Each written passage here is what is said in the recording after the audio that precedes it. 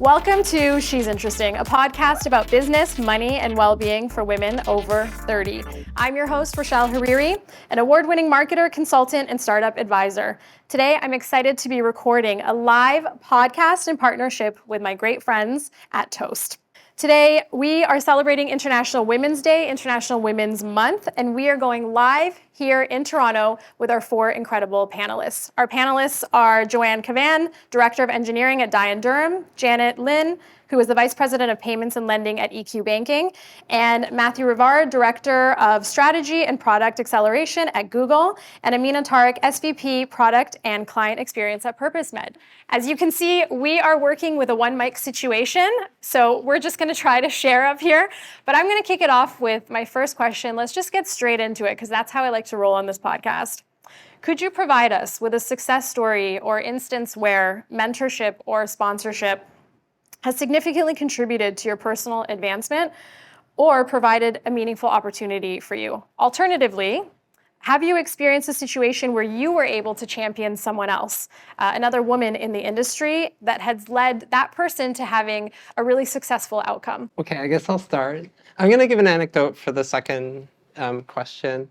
It was a couple of years ago.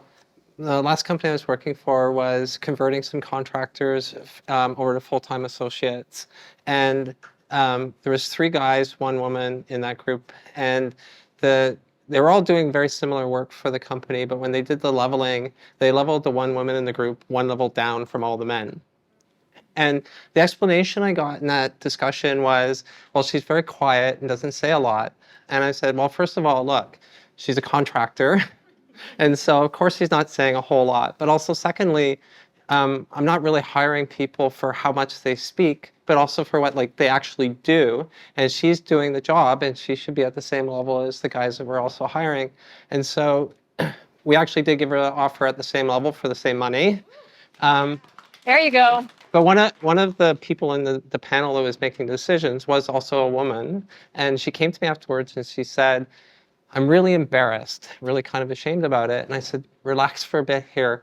Unpack for a moment that we too are also being conditioned by the world around us, and we're making the same bias mistakes. And so, we have to undo that ourselves. So don't beat yourself up for it, but learn from it and think about it for the future. That's a beautiful story. Thank you so much for sharing that with this group. I think sometimes we assume that we don't have any internal bias or that we're not affected by what we've been taught in society, but the reality is that you are a product of your society. And so I think every single person, no matter your gender or how you grew up, we can also have biases ourselves. And I really appreciate the kindness that you approached this woman with in telling her to just take a breath and recognize that nobody's perfect and we're all in it together. So thank you for that. I'm going to pass the mic over to Janet. Sure. I would like to share a story of myself. I got benefit from a male AI sponsorship. So I was leading technology for PC Financial for around 10 years. And we all know that PC Financial has 3 million credit card customers. And there was an opportunity that when Loblaw acquired Shoppers, they're looking for somebody to lead the combined PC Optimum program. So this is 30 million Canadians running on that program. It's most loved Canadian loyalty program, right? So I know that post was up. Now I never thought, well, of course, deep inside, I wanted to, but I check all the boxes. I probably made 2 of the 10, right, at a time. And I wasn't confident enough even to talk to anybody about pursuing that opportunity. So at that time, a male AI approached me, and he was my boss at the time. And he goes, Janet, I think you can do the job. I'm like, are you... I'm not sure, because the consumer impact was 3 million to 30 million, to 2,400 stores. And I wasn't confident that I can run that. And, 10 years after, I was running that program for many, many years. So it was somebody who gave me the confidence that I can do it. So I really got benefit from that sponsorship. Mm-hmm. I think that's a really great story, because oftentimes working in tech, as women, we often feel like we have to be a loud voice in the room and we have to constantly advocate for ourselves. And it's nice to see that you are working with someone who's already aware of your capabilities and where you could grow to as well and was there to champion you. I'll probably share a story about a time that I was also the beneficiary of some sponsorship. In my case, I went through, if you look at my resume, I've gone through a lot of different startups, and many of them, I kept hitting, that mystical glass ceiling where I always felt like I was ready for the next thing. And for so many different, what felt like made up reasons, I couldn't get through. One of the positions that I had applied for, I got rejected because my boss at the time, who actually knew me very well, so I was very disappointed to hear this from him, his response was, "You're too empathetic." You're kidding me. That was the reason for that promotion being denied, and so I left that place, moved on to the next place, tried to apply for another management opportunity there, and at the time, I had been exploring going back to school to do a part-time MBA, and I was honest about it with my boss because I thought they would support that, and I wanted them to write my recommendation letter. So I intended to do that part-time, and I was like, so, can I do that part-time and also get this job that I'm already doing? They're like, no, you're not focusing enough. I can't trust that you will give this job your full attention. So left that place. And then, I joined PurposeMed, and from like day one, my boss there was extremely supportive. He took over the recommendation letter writing process. He wrote me glowing reviews for this MBA program, helped me get in, sponsored me on that regard, and which meant a lot to me after the experience I had just had. But I came into a scrappy startup with no management experience, and I went from not being a first-time manager and now having product design, engineering, and client experience teams reporting to me. That's a 40-person department. Yeah, That deserves a round of applause. As ambitious as I was about pushing myself, there have been many, many moments of self-doubt.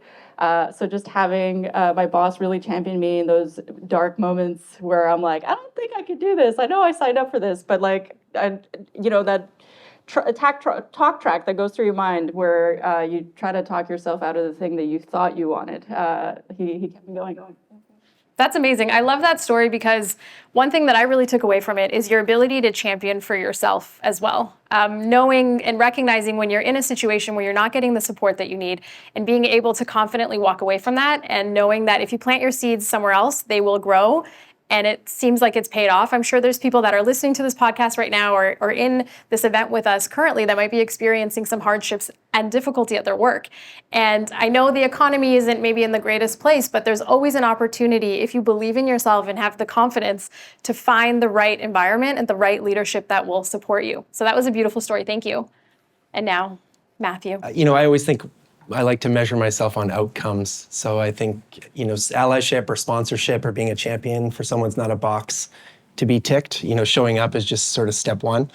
I've spent a lot of time figuring out what are the outcomes that, the person on the other side of the table wants. And I'm a competitive person too. So, I if they've got a goal, then, I try and inherit that goal for myself too. And I had a direct report manager a few years ago had said, if this job opens up, I'll consider it, I'll apply, I'll go all in. The job market was pretty slow at the time internally on the particular role they wanted. And then, magically, role opened up that was close, not exactly what she sort of had in mind, but it was like 90% of the way there. And so I was really excited because I subscribe to job alerts for other people. So I can sort of go through my network and see, if the right job opens up and you told me, X months ago you wanted to apply, you're going to apply. And, she's like, well, I don't have all the skills.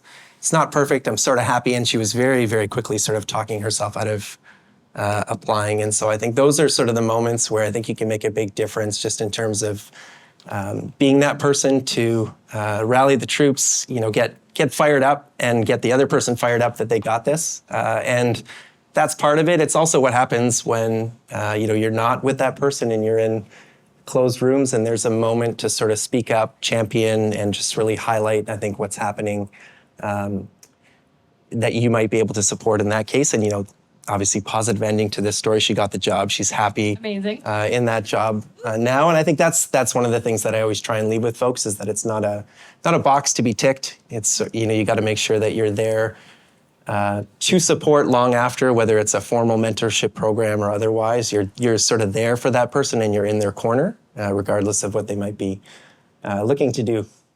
That's wonderful because we know even from the data, you can Google it online, but women are more hesitant to apply for roles if they don't check all the boxes and that they don't, every single thing that's on the job description is not something they can say, oh, I can excel at 110%.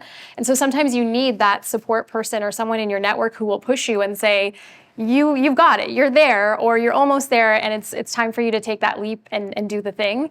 And so actually, the way that you described your mentorship style, I really appreciate that because it's kind of just who you are at your core.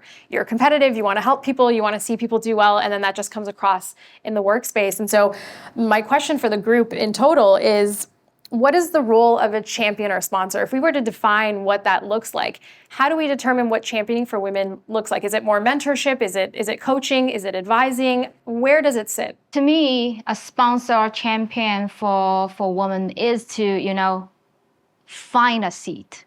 Not just like coaching, ongoing coaching, but actually take some actions to find a seat for women. More seats for women. That's the biggest difference. I think it's about also being the voice in the room in my absence. So if I'm not in the room, who's speaking up for me? Who's actually saying the things that need to be said? Who's actually cares enough to put themselves out on my behalf? And I see that as really what the champion is. Mentoring is a factor, but I don't think it's actually the full story because I need that voice in the room when I'm not in it yet. I agree that I think they're different. Mentor is there to coach, provide advice. That's where the champion, for me, it's sort of a long-term commitment. When you've gone through mentorship with someone and you've had sort of that positive relationship, the hope is that sort of the sponsorship or the being the champion for that person continues. And one of the things I've also learned is that not all sort of mentorship relationships work out. Like many relationships, you need to sort of click with the person on the other side of the table. So I would also say, don't get discouraged. If you have a mentor and it just feels like things aren't working, find another one, right? I think it's important to sort of work with someone who can, and that's where mentorship is useful, but coach in ways that resonate with you and that work with you. And if, long-term, that person can evolve into a champion or a sponsor.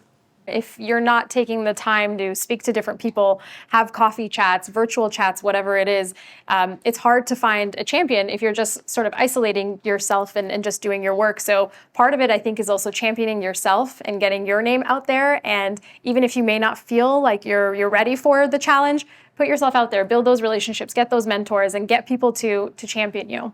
So I'm very much a numbers person. I like to track things. I like to know the metrics. And when we're talking about championing women, what are specific key performance indicators we should assess companies on if they're looking at their progress? And we know there's a lot of like women's groups and women's associations within companies. How do we ensure that we're hitting the right KPIs? How can we even measure the success of championing women? One of them would be, are you above market availability? In a particular field, like right now, market availability of women in tech is somewhere around 20%, I think, if I'm not mistaken. I think an organization that is really invested in growth in women in technology is above that market availability number. They're really out there trying to do the hard work. So a good sign of them actually being successful is being above that. I think the big one that comes to mind is around salary equity in a company. I've been in organizations where I was able to have male allies who would tell me how much they were making, and it was very different from my paycheck for the same or similar jobs. And having that kind of allyship is important. But if companies aren't measuring that as a KPI and just kind of comparing how different those salaries are, I think that's an important indicator that something's off. What I want to share is For some public companies, there are metrics, but those metrics are at very high level. So we measure like at board level, what is the gender percentage? At your management level, what is the gender percentage?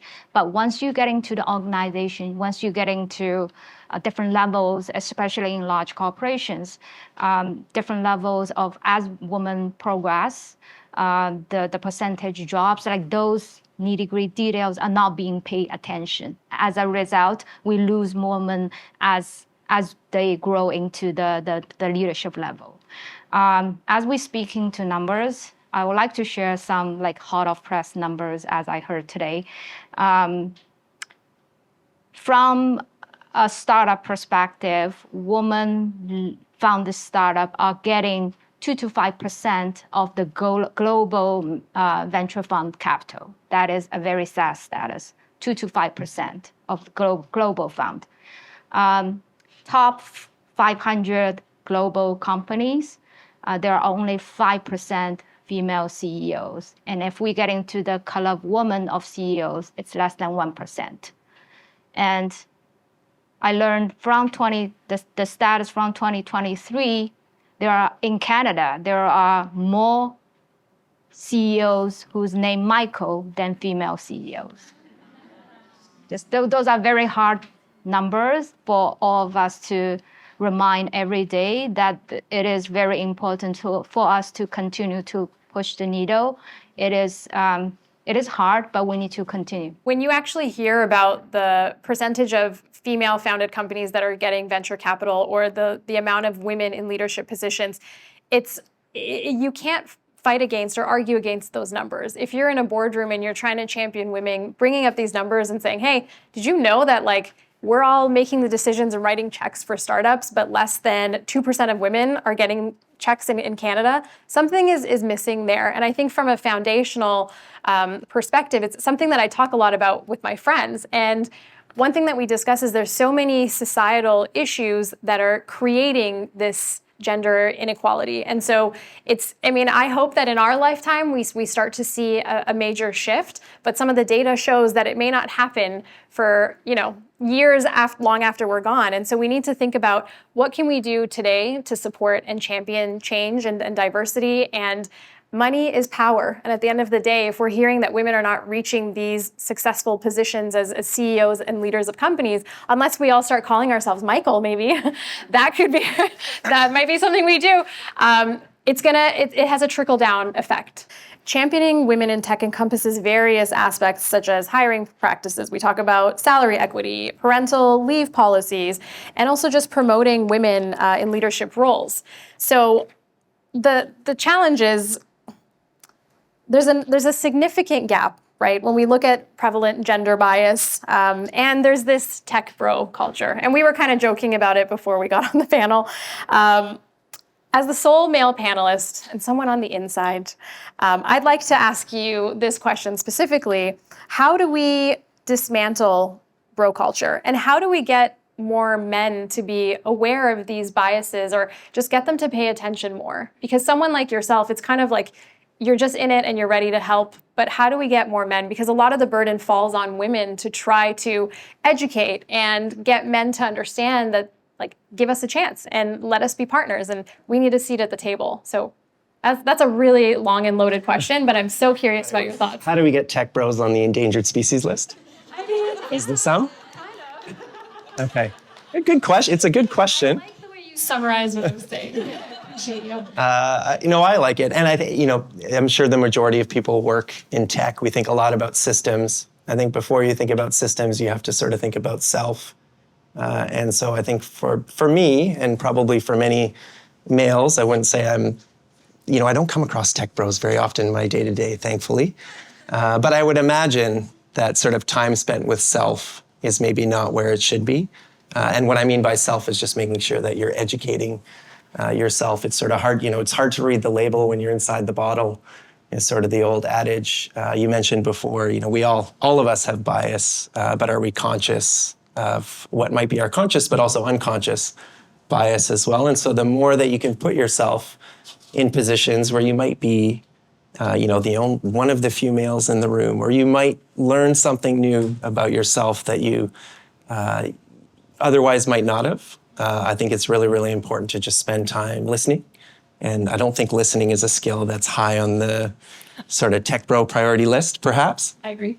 And so, just listening and sort of seeing the world through the eyes of others, I think is really, really important. And where that sort of helps and where that connects back to systems is, especially when we think about sort of gender equity at work, it's, what could I do myself, whether that's sort of helping someone around me, whether it's a loved one or, a teammate or a colleague. And that's a good starting point, but then how do you build that into something bigger that might be what might I do for my team, or what might I do in my department? And where I think we need to drive more change is like, how do we create systems that change outcomes over the long term, which is a lot harder to do. But I think one of the things that if we were spending more time sort of on the self, we would have more time to think about how to put systems in place to change that. Self-reflection is a really big component. I think I'm glad that you mentioned that a few times as you were answering the question, because not many people take the time to reflect on themselves and how they show up and how they show for others, especially when we live in a society that's a capitalist society and everyone's trying to get ahead and do their best. And like they look at everyone around them as competition instead of looking at them as a community and people that they can work with and that we can all win together versus I win and the person next to me doesn't. So that's a couple of my thoughts on this, but I want to pass it on to the rest of the panelists. As someone who has worked with a lot of tech bros, I can tell you how I've been able to successfully navigate this conversation with the most diehard of them. And I think the key is to just come in with positive intent into that conversation. If you're going to try to talk to the founder of your company about something that they're going to feel very insecure about, it's like cancel culture out there is a very frightening place for a lot of cis white males right now. So I think there's some kind of way to approach the subject without letting those walls to go up immediately, right? Like as soon as you come in going like, oh, this is a problem, that you fucked all this up, they're just gonna shut down emotionally and not listen. So I've found in the conversations that I've had over the years with a lot of different founders who've struggled with this and the startups that I've been at, I've always just gone in going like, hey, we've grown really fast in a really short period of time, which is awesome. Like we have all these great folks now.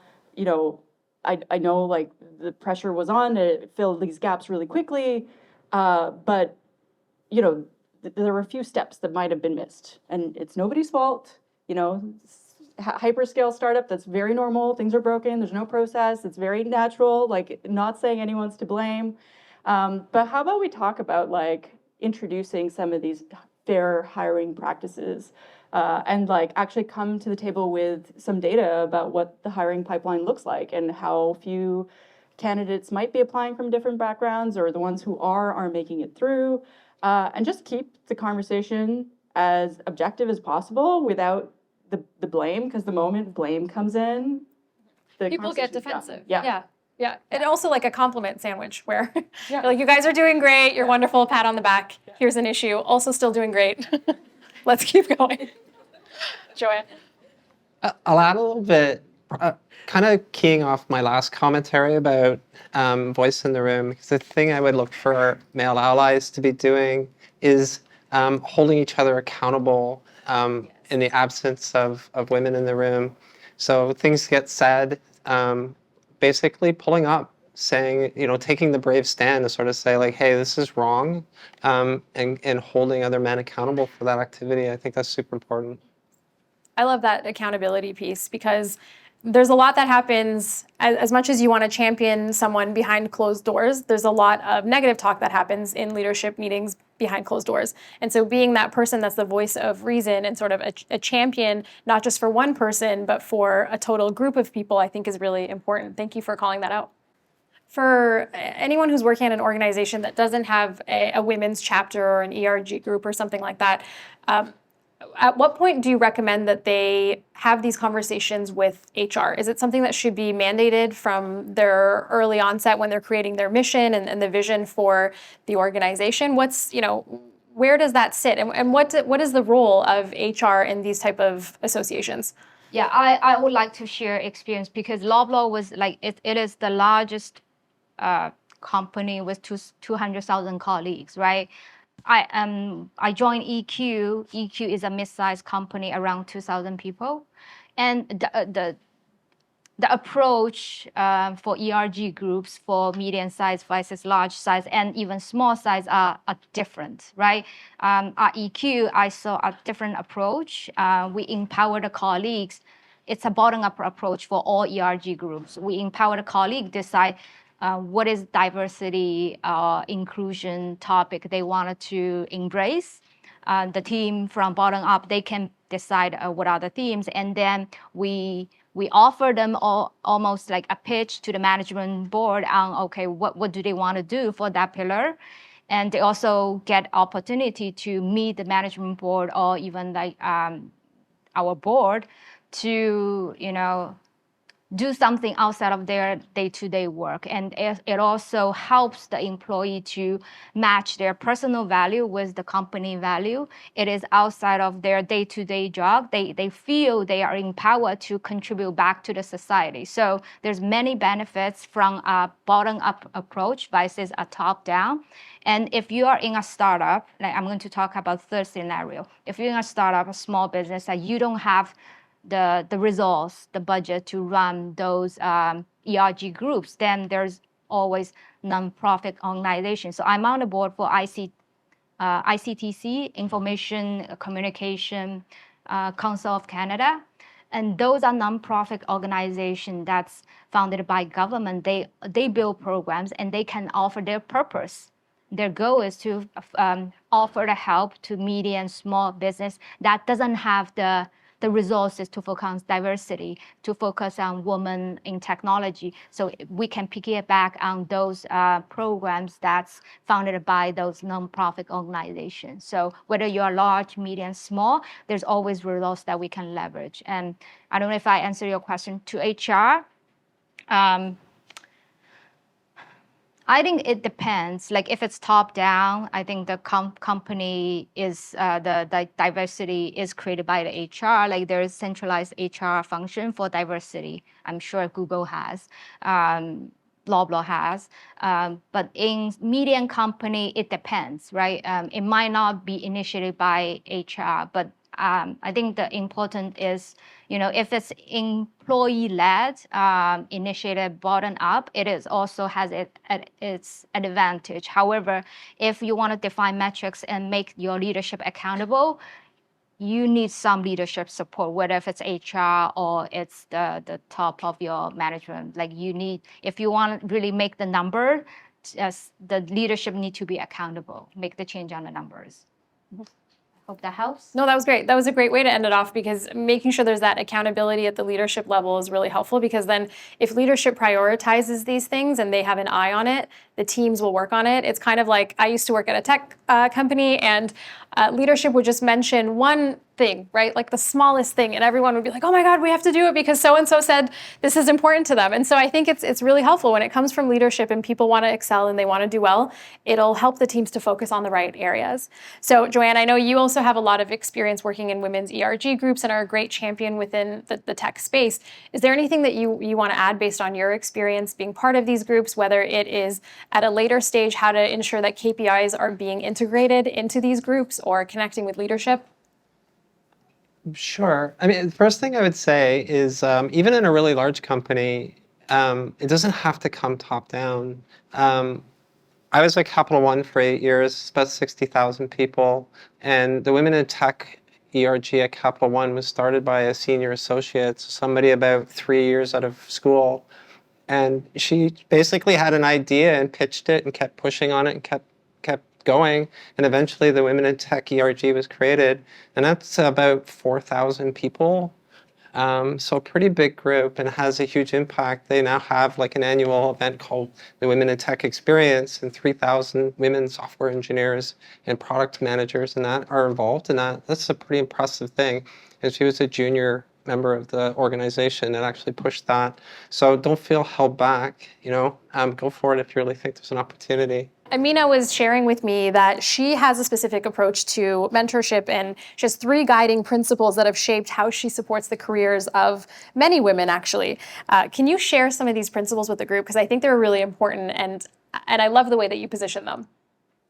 The number one principle for me that I try to teach, other folks now that I'm kind of in this position of privilege where I can share my experience is resilience is one of the most important pieces of your growth. I think a lot of folks think that getting a mentor is somehow going to be some kind of silver bullet to you growing.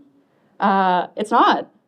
When you're signing up for mentorship, you're signing up to be vulnerable with someone who's going to be telling you, hopefully, things that will challenge you to grow.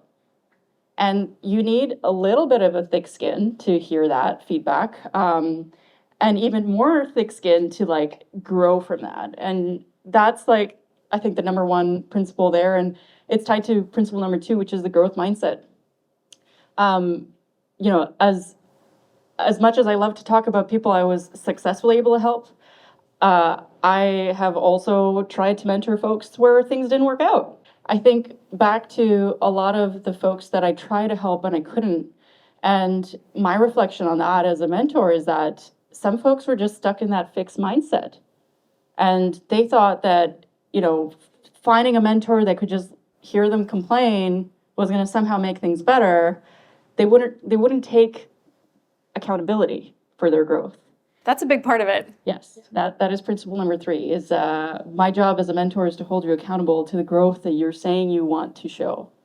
This is a 2-way street. And if folks aren't ready for that level of being challenged, it can be really hard. And I'm sure a lot of you already know the book Radical Candor by Kim Scott.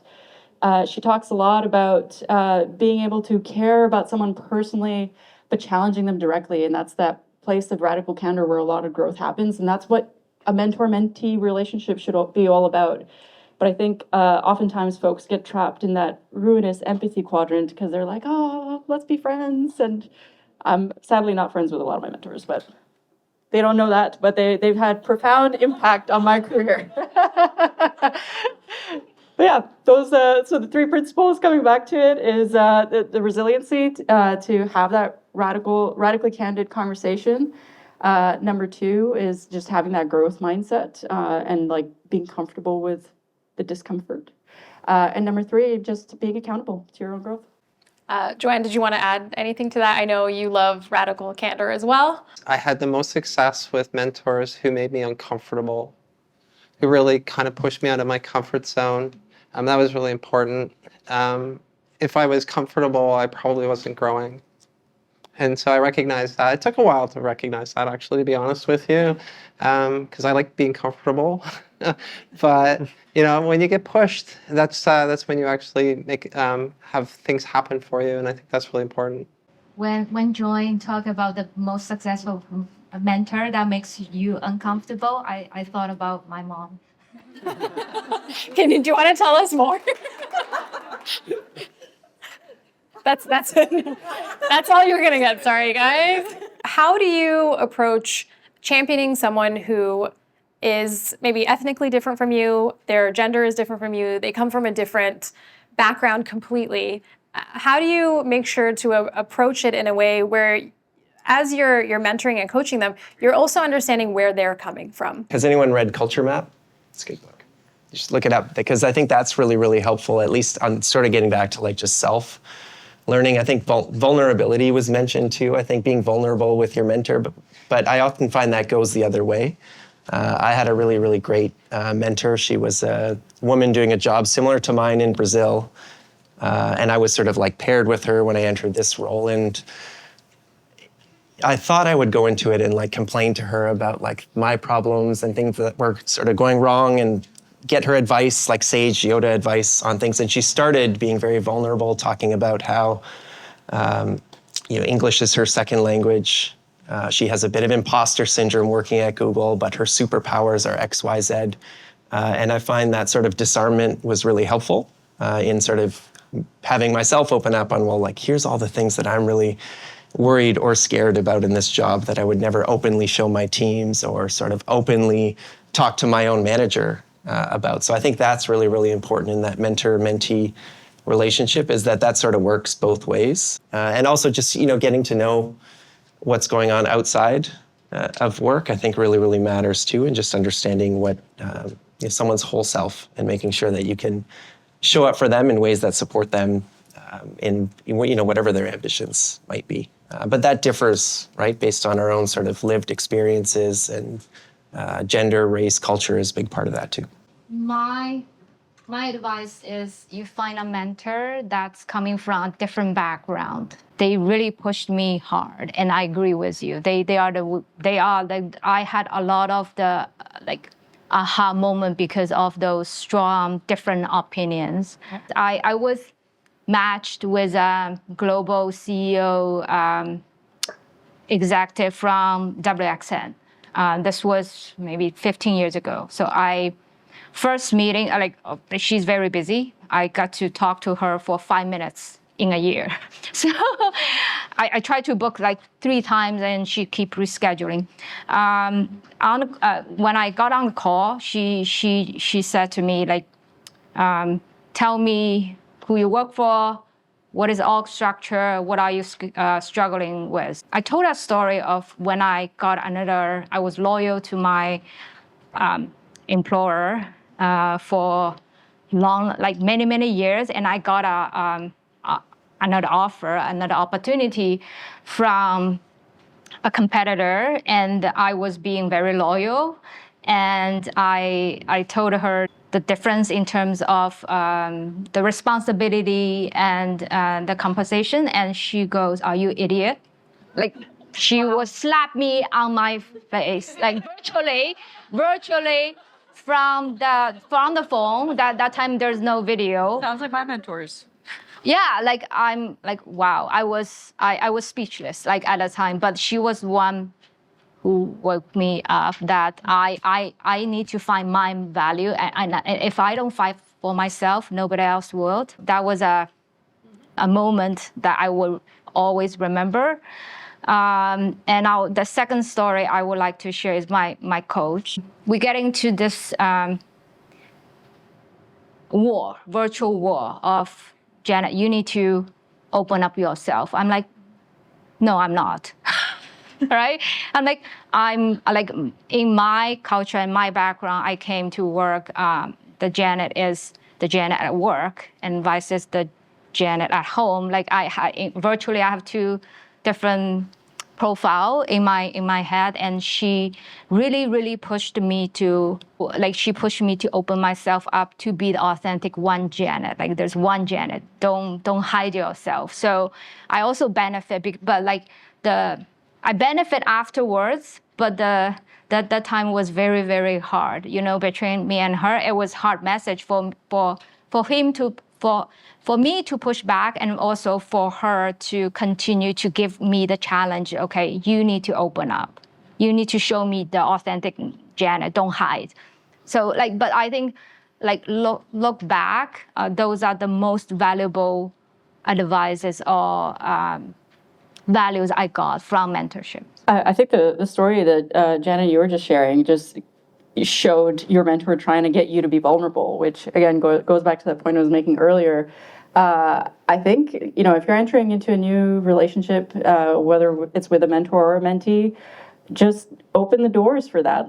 From your first conversation, then just have an honest conversation about what your values are, how you want the relationship to go, where the boundaries of what you can and can't say are, and try to find an understanding of how the dynamic will work, and what your communication style will be. And I think, it's hard.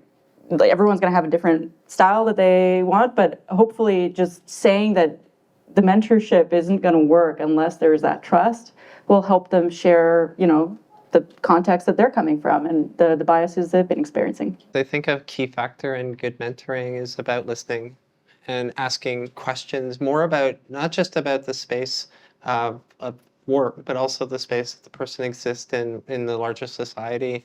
Being able to sort of say, hey, what's what's on your mind more than just the office, right? Asking the questions about what's happening for people and just listening to what they have to say. I don't know if anyone's ever seen, there's a video on YouTube called It's Not About the Nail. It's a great video. Look it up if you've never seen it. But basically, mentoring isn't always about problem solving, right? It's really just about listening and asking questions and allowing people to really share their thoughts with you. And this is, I think, a super important thing, especially when you're dealing with people with different cultural backgrounds and different experiences. And most of the people I've mentored in my career have a different cultural background than me. And so I need to listen because I don't have that experience. So the only way I can help them is to listen and just ask probing questions. And hopefully they come to their own answers in the moment of doing that. Just around the KPI thing, I think I always leave people when I'm the mentor with experiments, like extremely uncomfortable ones. And those are helpful because the next time you meet, the mentee knows we're going to talk about like how the experiment went. So I always find that's really helpful. And, that gets at sort of that progress needing tension sort of point and making sure that you're being pushed, but also pushing yourself into sort of the discomfort territory. Thank you so much to the panelists that are here today. You all were amazing. We had such a great conversation. And thanks, as always, to our loyal listeners at She's Interesting. Thank you all for joining us at Toast International Women's Day's event, championing people in technology. Everyone, remember to tune in to She's Interesting, subscribe to the podcast, make sure you tune in, join our newsletter, all of that lovely stuff. Thank you again. Thank you, April and Marissa. And thank you to King Street Media for being a sponsor of She's Interesting and providing us with AV support so that we could record this live event and bring it to the She's Interesting community. As always, remember to rate, review, and subscribe to the She's Interesting podcast.